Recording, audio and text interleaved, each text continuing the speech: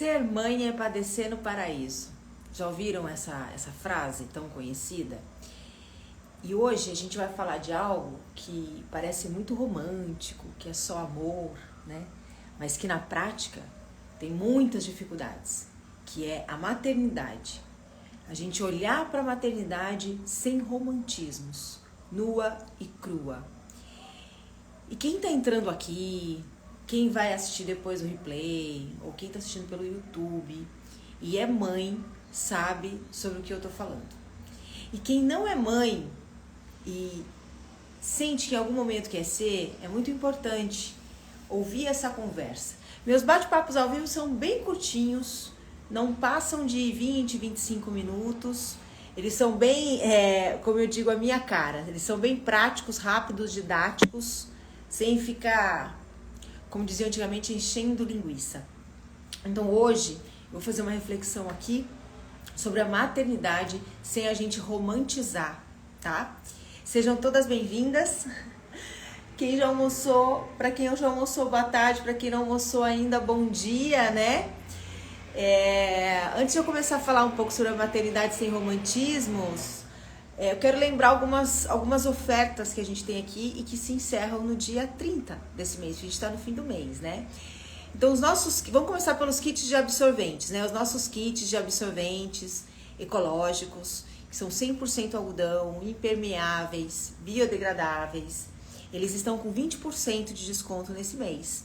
Vocês podem depois ir lá no link da bio, da ginecologia emocional, vocês vão encontrar ali, absorventes ecológicos. Cliquem e quando forem fazer a compra, concluir a compra, vocês vão colocar o cupom KIT20, que eu vou escrever aqui, ó. KIT, KIT e 20 em número, tá? Para quem estiver no YouTube depois assistindo, que não vai aparecer aqui. E eu vou fixar aqui qual é o tema de hoje, para quem tá chegando agora, que é um tema muito importante, que tem crescido nas redes sociais, mas ainda é pouco falado socialmente. Aqui, deixa eu fixar para vocês. Pronto. Aí. Maternidade sem romantismos. Pra mim, antes eu nunca pensei em ser mãe. Eu sempre disse que, bom, né, pra quem já me conhece há muito tempo, segue esse trabalho há muito tempo, sabe que antes de tudo eu queria ter nascido homem, né? Então eu dizia que ser mulher era muito chato, que meu corpo dava trabalho, eu queria ter nascido homem, eu convivia com muitos homens, dizia que as mulheres eram chatas. Eu tava absolutamente numa briga com o meu feminino sem saber. Isso acontece muito, né? Quando você, por exemplo, começa a brigar com mulheres, ficar com rixa com mulheres por causa de homem, você tá com desconectada do feminino aí, porque, gente, tem coisa mais boba do que a gente entrar numa rixa com outra mulher por causa de homem, pelo amor, né? Mas eu já fiz isso muito tempo atrás na minha vida também, né? Depois dos erros que a gente dá bastante cabeçada e vai entendendo. Mas essa coisa de ser mãe, pra mim, era uma coisa, eu não quero ter filho. Eu não vou ter filho. Eu não quero casar.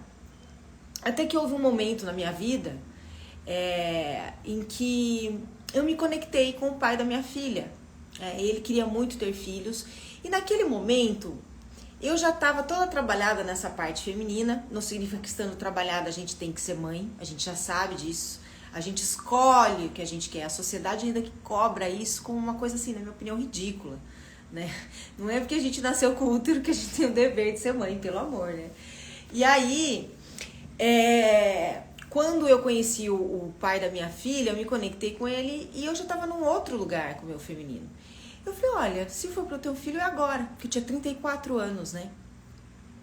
E aí eu engravidei muito depressa, né? E veio a minha filha, tem um quadro ali meu com ela, ó. Esse quadro de 3 anos atrás, é uma foto que foi reproduzida, né? A Gaia vai fazer 8 anos em dezembro, eu já não tô mais com o pai dela há 4 anos. Mas antes disso acontecer, eu que não queria ter filhos, não pensava em ter filhos, fiz um encontro de mulheres, um círculo de mulheres em São Paulo, lá no Morumbi, num apartamento de uma pessoa muito legal, que me conheceu através de uma palestra e quis fazer esse encontro com mulheres na casa dela. Nesse encontro, nesse círculo de mulheres, apareceu uma eu me lembro bem o nome dela, Érica. E a Érica desabou ao começar a confessar ali pra gente, foi um confessionário, porque isso é uma coisa que as mulheres não gostam de comentar, que ela já estava casada há não sei quantos anos e não conseguia engravidar. E ela chorou muito. E aquilo foi em 2013. E aí, a Cris estava querendo ver o quadro, tá ali, sou eu e a Gaia. E aí, quando ela desabou a falar, eu entrei num universo totalmente desconhecido, que era justamente a maternidade sem romantismos. Por quê? Porque a Vivian, que é uma seguidora minha até hoje, pessoalmente, por conta da minha história de vida, nem por causa da ginecologia emocional, ela viu a Érica chorando daquele jeito, viu um monte de mulher consolando ela, daí ela falou assim, mais ou menos assim, gente, peraí. Vamos pontuar um negócio aqui? Ser mãe não é fácil. E aí ela começou a descrever a rotina dela com 2 filhos. E começou a entrar nessa realidade que nós, mães, já conhecemos e que quem não é mãe é importante saber para não romantizar, né? A gente fica sem tempo pra gente, sim.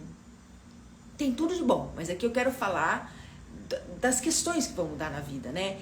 Você deixa de ter você como seu foco, como prioridade e vai colocar esse filho por muitos anos da sua vida. O seu tempo não é mais o seu tempo. O seu tempo sempre é desenhado em torno da criança, do seu filho, né? Você não dorme mais de preocupações com tudo. Você descobre o que é a culpa materna. A culpa materna é aquela que, para quem é mãe aqui, sabe qual é.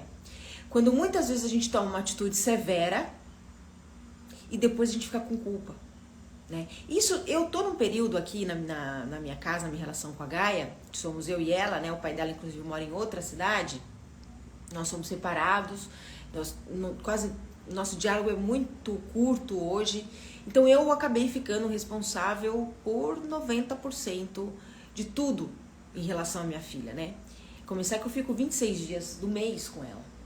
Então, isso tem uma gratidão, assim, eu tenho uma gratidão com isso, porque eu também tenho uma história de vida onde os meus pais, né, me deixaram com os meus tios quando eu tinha 8 anos. Por uma situação muito caótica que aconteceu na nossa família, eu era filha única, né? Eu acho que muitas de vocês, não gosto nem de lembrar, sozinha sem ninguém para ajudar. E aí, quando eu fui morar com os meus tios, foi por uma questão financeira, né? O meu pai, ele já trabalhava há muitos anos nas empresas da família do Chiquinho Scarpas, que eram tecelagens. E em 89 essas tecelagens faliram, né?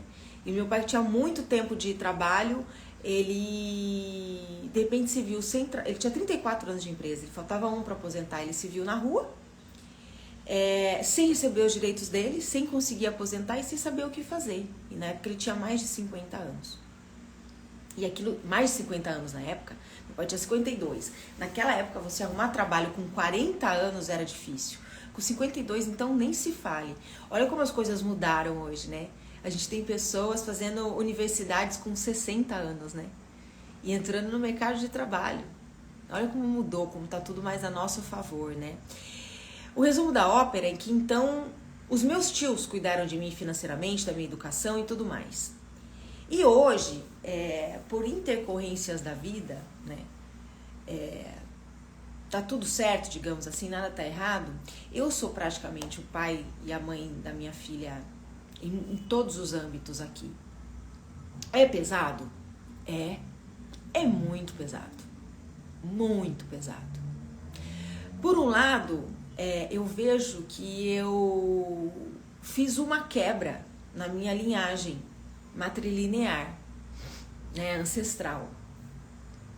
Eu sou a primeira geração do lado das minhas 2 avós, a paterna e a materna,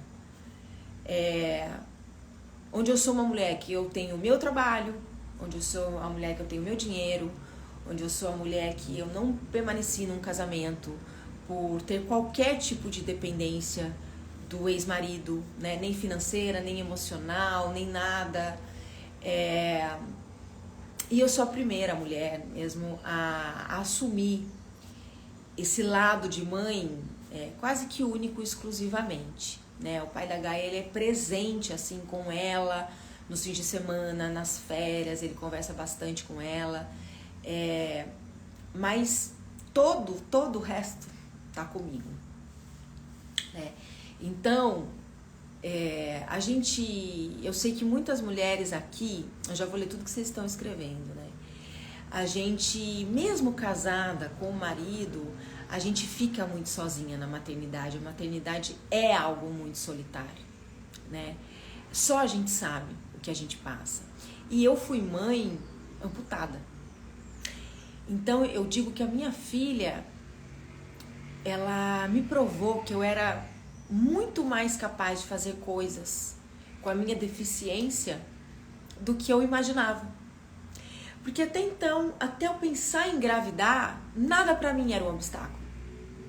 Mas quando alguém falou pra mim que queria muito, que pensava muito em ter um filho comigo, e não foi nem o pai da Gaia, a primeira pessoa que falou isso, aquilo me tocou num lugar que me trouxe um questionamento.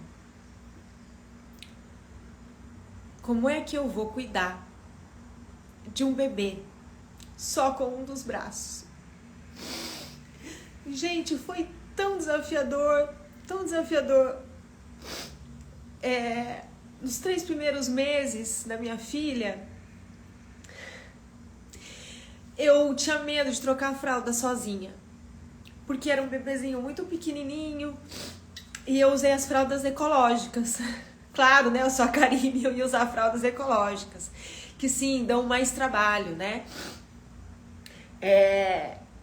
E aí, o meu ex-marido, todas as vezes que ele ia sair de casa, eu pedia, pelo amor de Deus, pra ele não passar mais de 3 horas fora, porque se ela fizesse muito xixi ou cocô, eu não ia conseguir trocar.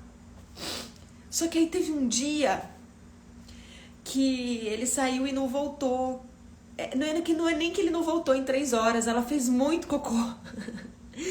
Eu não sei se eu choro ou se eu dou risada. E aí, naquela hora, eu falei assim pra ela, né? Falei, olha, somos só nós duas, eu não posso deixar você suja desse jeito. Tenha paciência comigo, eu vou conseguir. E aí eu consegui, né? Tem uma frase que diz, sem saber que era impossível, foi lá e fez, né? Então eu passei muitos desafios, né? Mas isso aqui é uma história muito particular. A minha maternidade tem menos romantismo ainda quando eu olho pra deficiência, né? Em geral, deixa eu ler o que vocês estão escrevendo aqui. Em geral, eu acho que uma coisa que pega muito é a hora que ao começo da gente educar, né? Quando a criança começa a te responder, quando ela começa mesmo a ser ela, né? E ela vai te desrespeitar, ela vai ser mal educada muitas vezes, porque ela tá ainda entendendo que ela é o centro do universo, é o ego, né? E que ela não tem a mínima consciência. E tem fases aqui que são muito difíceis, que eu perco completamente a paciência, né? Eu não sou de bater nada, né? Esses tempos atrás, tava uma situação muito difícil, porque quando ela passa temporadas na casa do pai, de férias, ela volta completamente diferente, porque é um outro enredo, é uma outra família, uma outra cultura, uma outra educação lá. E lá tem outras crianças. E ela volta totalmente diferente, pra pior comigo. Ela volta pra pior. Eu compreendo isso no lado psicológico e cultural da outra família. Mas é muito difícil pra mim lidar com isso todas as vezes que ela volta das férias. Esses dias, pela primeira vez, ela me respondeu, ela falou um negócio muito feio aqui pra mim. E foi a primeira vez que eu peguei ela pelo cabelo, que eu nem deveria ter feito isso. Não foi uma coisa com força, nada, mas foi assim, eu não tinha mais o que falar. Eu já tava conversando com ela há muito tempo, assim. Foi pra um lado, assim, do humano primal, meu, né? Somos todos um humano primal. E falei, você vai ficar aí no seu quarto, vai dar um tempo pra mim. E eu acho que é tão difícil a gente saber se a gente tá fazendo certo ou errado, porque sempre vem uma culpa. A gente não gosta de fazer mal pra quem a gente se dedica, pra quem a gente ama, pra quem a gente pariu, né? Mas quando o mal é mal de verdade e quando o mal vem numa tentativa de conciliar as coisas. Vocês já pararam para pensar isso? Aí a Ana Piaí falou para mim, toda dificuldade e frustração, mas devo dizer que na hora que tive o diagnóstico do meu filho de IEA, foi um alívio. Eu não sei o que é o IEA, abreviado, esse Y. Ana, depois você escreve aqui pra mim nos comentários, tá? Aí a Cris fala, eu fiquei sozinha no relacionamento após o nascimento dos meninos. Eu acho que você já me contou isso, viu, Cris? Digo que eu recebi o chamado da maternidade, mas ele não recebeu o da paternidade. E assim seguimos pro divórcio, sempre fui pai e mãe. Muitas mulheres estão casadas e são pai e mãe. Eu acho que é importante a gente falar isso aqui. Tenho muitas amigas casadas com filhos e eu observo assim, o pai, isso não é um julgamento com os homens, porque a gente sabe que é cultural, a gente está tentando mudar essa cultura, né? Em geral, tem muitos maridos que acreditam que por bancarem a casa, bancarem tudo, estão fazendo o papel de pai. O meu pai achava isso, né? Ele achava que ele fazia isso como o marido da minha mãe. Quando minha mãe pediu a separação, ele falou, ai pai, me perdoa, mas isso é engraçado, tá? Ele tá morto, né? Ele já faleceu. Desculpa, mas isso é engraçado. Eu tenho certeza que você sabe que você falou uma grande besteira, então ria comigo. Ele falava, eu não sei o que ela queria, a geladeira tava sempre cheia em casa. É muito louco, né? E isso não foi só meu pai que falou. Sabe, eu já vi outros ex-maridos falando. Então, a história cultural toda é as mulheres ficam em casa e cuidam dos filhos e os maridos saem trabalhar. E aí, a história toda cultural patriarcal. E aí, como eles saem para trabalhar, eles voltam cansados. Coitados, né? Eles não têm como ajudar com os filhos em casa depois, tadinhos, né? No fim de semana é que eles conseguem estar presente e olhe lá, hein? Que se tiver futebol, para tudo e não atrapalha, que é a hora do futebol. E aí, como tá pagando tudo, financiando tudo, acha que tá fazendo o papel de pai, né? Existem pais mesmo, sim. Eu acredito, Cris, que esse chamado é muito diferente para homens e mulheres. O pai vê isso de uma outra ótica, né? Eu vejo isso de pais que sempre quiseram ser pais, que abdicaram de uma vida de trabalho em loco para trabalhar em home office logo que o filho nasceu. E na verdade,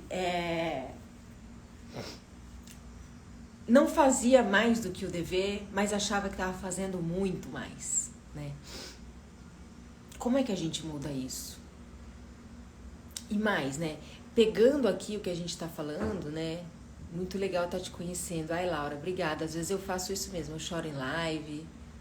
Mas os meninos me transformaram, a Cris falando, ó. Sou uma mulher incrível porque eles me trouxeram a esse ponto. Sem dúvida nenhuma. Sem dúvida nenhuma. Não imagino, Karime, isso é pesado com 2 braços, pois é. Eu tenho uma amiga, Thaís, que ela falou que logo que o bebê dela nasceu, ela sempre pensava em mim, era que ela tava cuidando. Como é que eu fiz tudo com um braço só, né? Aprendi a respeitar e entender o eu deles. Mudar como queremos que sejam é onde erramos no início. É verdade, Cris. É isso mesmo, porque a gente não muda ninguém. Não importa que o filho tenha saído da gente, eles já vêm com algo que é deles. E que vai nos contrariar em muita coisa, porque ninguém é igual a ninguém, né? Nem fala, explodir é péssimo, chega a doer fisicamente em nós. Sem dúvida. Educar chega a ser doído, quando você precisa fazer isso sozinha. Nossa, Leni do céu, nem me fale. Então, eu não tô aqui hoje para falar como fazer algo que vocês devem fazer. Porque hoje eu não tô falando necessariamente de uma doença ginecológica, eu tô falando de uma dor do feminino, né? Eu não tenho dúvidas que a minha endometriose profunda tá totalmente ligada à minha não relação com a minha mãe, né? Todos os entraves que a gente teve, também a raiz emocional da minha endometriose, como relacionamento, né? Que eu iniciei com o pai da Gaia, que foi em 2014. E arrastei muita coisa nesse relacionamento até eu decidi me separar. Então aqui, né, eu sempre sou uma mulher como vocês. Né? Eu adoeço ginecologicamente, eu cometo erros, eu perco a paciência, eu pulo dias sem meditar, eu como errado de vez em quando, eu sou humana, né? Acontece que tudo que eu trago aqui, eu trago mesmo para que vocês criem essa conexão e saibam que ninguém é autoridade em nada, que todos nós estamos predispostos a errar. Mas eu vejo também que a partir de todas essas merdas, perdão da palavra, mas é isso, que eu fiz e que eu passei, né? Tudo isso me preparou para situações muito difíceis. Eu digo, inclusive, que eu estava muito preparada pela espiritualidade, por tudo que eu já tinha passado na minha vida, para perder um braço e lidar com isso com uma naturalidade acima da média dos pacientes que perdem, né, pernas e braços. Não é uma superioridade. Eu lembro que quando eu só fazia palestras motivacionais, o que começou a me incomodar era das pessoas me colocarem num pedestal. E que não existe, não tem o que estar num pedestal. Né? O que eu passei com o meu corpo, o que eu passei na minha vida, eram situações que eu tinha que passar. E tem pessoas que não perderam partes do corpo, não passaram tudo que eu passei, e tem dores muito mais profundas do que a minha. Né? Porque a dor de cada um é aquela que vai doer mais em si que está sentindo. Tem um pensamento que diz que se todos nós pegássemos todos os nossos problemas e jogássemos no centro de um círculo e depois pudéssemos escolher entre todos os problemas de todo mundo que foram jogados ali, quais a gente escolheria pra gente, a gente pegaria os nossos de volta. Porque cada um é um, né? E eu vejo que quando eu fui ser mãe, eu tive, né, essa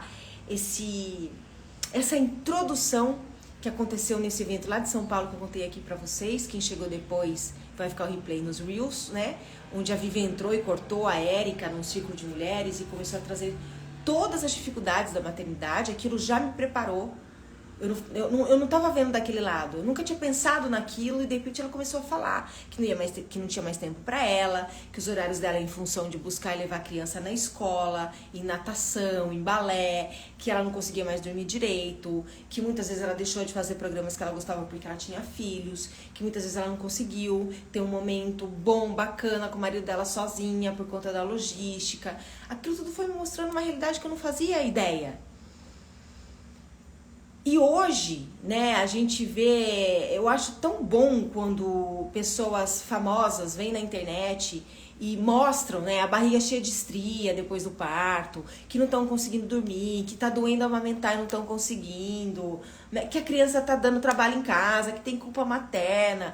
Esses perfis do ideal de educar crianças são muito bons da gente seguir, mas se a gente tomar cuidado, eles aumentam a nossa culpa materna.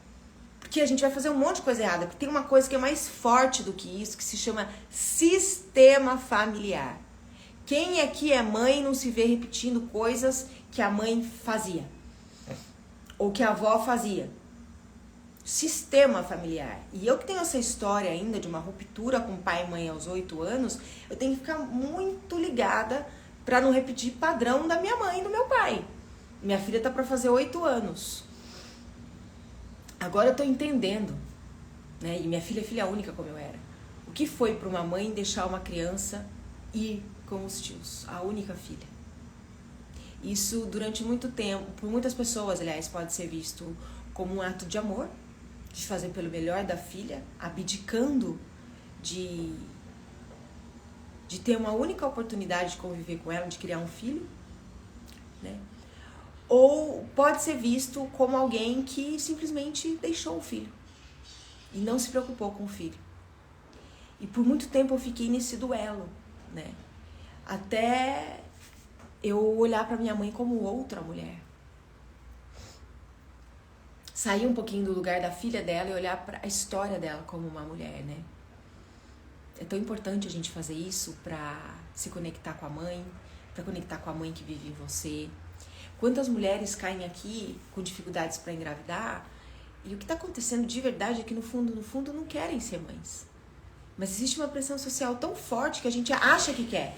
Porque o roteiro da vida, em geral, para todo mundo é nascer, crescer, estudar, casar, ter filhos e viverem felizes para sempre. Esse roteiro, nem a Disney tá conseguindo segurar mais, minha gente. Porque não é assim, né? Hoje a gente tá descobrindo muitas mulheres que não querem ser mães. E eu acho ótimo que isso esteja crescendo. Não é porque a gente tem um útero que a gente tá fadada a ser mãe, né? Hoje, tem muitas mulheres que querem ser mãe e não querem um cara junto. Fazem uma produção independente, uma FIV, que já é possível, né? Então, eu acho que é importante a gente ver o quanto que as situações mais difíceis nos transformam. E eu vejo que a maternidade é uma situação difícil que as mulheres vivem e que as transforma em geral, né? É bem delicado a gente falar desse assunto, não existe manual para viver a maternidade com leveza, né? Não existe manual do que é educar. A constelação familiar com a Clarice me fez ter um outro olhar para minha mãe, um alívio, a Cris. Que bom, Cris! A Clarice vai estar fazendo uma live comigo na quinta-feira da semana que vem, não nessa quinta, para falar sobre o livro que ela acabou de lançar, que é Abuso Comigo Não, onde ela conta a história dela de abusos de violência doméstica que ela viveu por muitos anos. Então, gente, não existe roteiro, né? A gente tem um sistema familiar, a gente pode acompanhar diversos perfis na internet sobre o que é ideal para educar as crianças, o que não se deve fazer para as crianças, né? E a gente vai fazer o que a gente pode. Se perdoar, lembrar que a gente é humana e colocar o amor na frente de tudo é o que vai ajudar a gente a respirar fundo em alguns momentos, né? E a gente sabe que é uma fase longa de dependência dos filhos com a gente, mas ela passa, né? Eu vejo agora, né? Nossa, passou tão rápido esses 7 anos e pouco mais de 7 anos e 9 meses da Gaia. Foi tão rápido, né? E de repente ela não vai mais estar aqui comigo, e ela não vai mais querer sair comigo, ela não vai mais querer dormir na minha cama, né? E a gente sente falta. É assim mesmo, não tem receita, é só a gente lembrar que se a gente lembrar que o amor é que tem que permear essa relação, a gente passa a ter um pouquinho de amor por nós mesmas no meio dessa loucura que é a maternidade, né? Eu comecei esse bate-papo ao vivo de hoje falando aquela frase, ser mãe é padecer no paraíso. E eu acho que todos vocês que falaram aqui um pouquinho comigo sobre isso, devem concordar com isso, né? É tudo de bom, mas é punk, vamos combinar. Ô, gente, deixa eu falar, pra quem tá em São Paulo, em São José do Rio Preto, eu vou estar dia 11 de novembro com o workshop presencial Somos Luas. E ele é bem acolhedor, é bem nesse sentido. É um grupo pequeno de mulheres, eu atendo até 30 mulheres nos eventos presenciais, né? Pra conseguir segurar o rojão, que vem bastante coisa bonita, transformadora. E a gente tem 10 vagas lá ainda disponíveis, 20 já foram preenchidas. Então, vocês podem ir nos stories que eu postei lá sobre esse evento. E esse mesmo evento vai abrir 2024 lá em Portugal, tá? Então, quem tá em Portugal, quem tá no estado de São Paulo, quem tá fora do estado e quer participar desse workshop, dá pra vir, porque São José do Rio Preto tem aeroporto, tá? É uma cidade com toda a estrutura e tudo mais. E lá em Portugal também já tá nos stories, tá? Esse evento vai estar lá no dia 20 de novembro, que é um sábado todo. Vai acontecer em Sintra, tá? E lá em Sintra, inclusive para quem tá fora de Sintra, tá muito longe, tem até hospedagem no local do evento, para quem quiser, tá? Então é só também nos stories. E vai ser muito bom estar com vocês pessoalmente de novo. E vão ter outras edições desse evento em outros lugares que eu ainda tô firmando, tá? Gente, quero agradecer a presença de vocês aqui hoje. Amanhã eu tô aqui de volta, 12:30, com algum tema que eu vou colocar logo mais nos stories. E eu espero vocês. Um beijo no coração. Seguimos juntas. Até amanhã. Tchau, tchau.